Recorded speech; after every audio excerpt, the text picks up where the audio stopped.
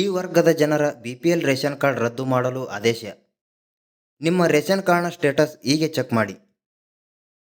ಇಲ್ಲಿದೆ ನೋಡಿ ಇದರ ಕಂಪ್ಲೀಟ್ ಮಾಹಿತಿ. ನೀವು ಚಾನಲ್ಗೆ ಹೊಸಬರಾಗಿದ್ದರೆ ಸಬ್ಸ್ಕ್ರೈಬ್ ಮಾಡಿ ಮತ್ತು ವಿಡಿಯೋ ಇಷ್ಟ ಆದರೆ ಲೈಕ್ ಮಾಡಿ.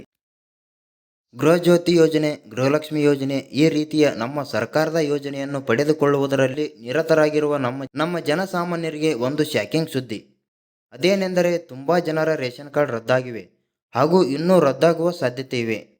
ಇದರ ಜೊತೆಗೆ ದಂಡ ಕೂಡ ಬೀಳುವ ಸಾಧ್ಯತೆ ಇದೆ. ಯಾಕೆ ಹೀಗೆ ಈ ರೀತಿ ರೇಷನ್ ಕಾರ್ಡ್ಗಳನ್ನು ರದ್ದು ಮಾಡುತ್ತಿದ್ದಾರೆ, ಯಾವೆಲ್ಲ ರೇಷನ್ ಕಾರ್ಡ್ಗಳನ್ನು ರದ್ದುಗೊಳಿಸಲಾಗುತ್ತಿದೆ ಎಂದು ಈ ವರದಿಯಲ್ಲಿ ನಿಮಗೆ ತಿಳಿಸಿಕೊಡುತ್ತೇವೆ. ವಿಡಿಯೋವನ್ನು ಕೊನೆವರೆಗೂ ನೋಡಿ ಮತ್ತು ವಿಡಿಯೋಗೆ ಲೈಕ್ ಮಾಡಿ. ಇಂಥವರ ರೇಷನ್ ಕಾರ್ಡ್ ರದ್ದುಪಡಿಸಲು ಆದೇಶ.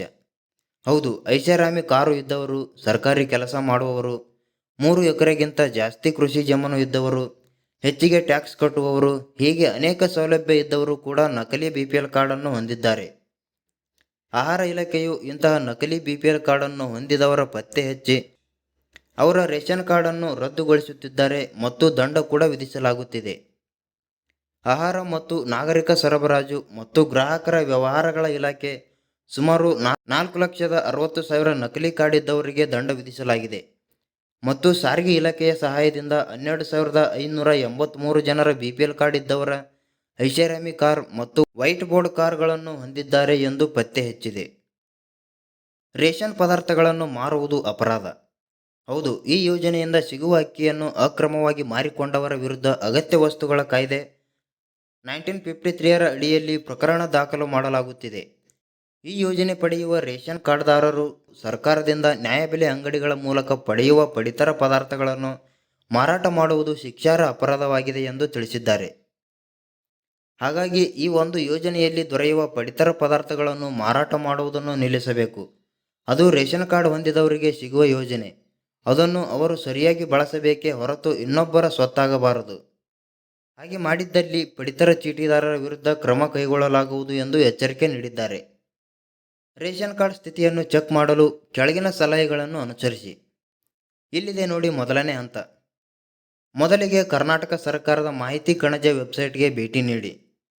ಡಿಸ್ಕ್ರಿಪ್ಷನ್ನಲ್ಲಿ ಲಿಂಕ್ ಇದೆ, ಕ್ಲಿಕ್ ಮಾಡಿ.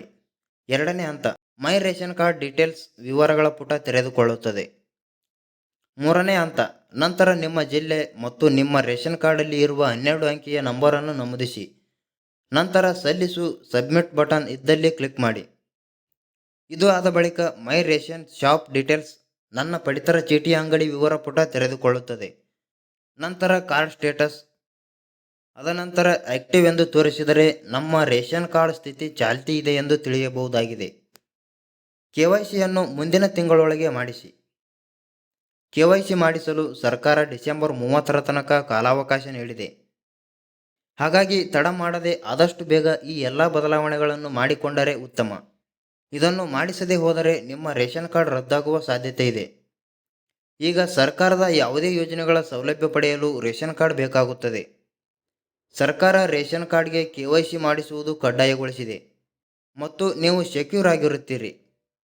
ಈ ಮಾಹಿತಿಯ ಬಗ್ಗೆ ನಿಮ್ಮ ಅನಿಸಿಕೆಯನ್ನು ಕಮೆಂಟ್ ಮಾಡಿ ಮತ್ತು ವಿಡಿಯೋ ಇಷ್ಟ ಆದರೆ ಲೈಕ್ ಮಾಡಿ. ಚಾನಲ್ಗೆ ಹೊಸಬರಾಗಿದ್ದರೆ ಸಬ್ಸ್ಕ್ರೈಬ್ ಮಾಡಿ.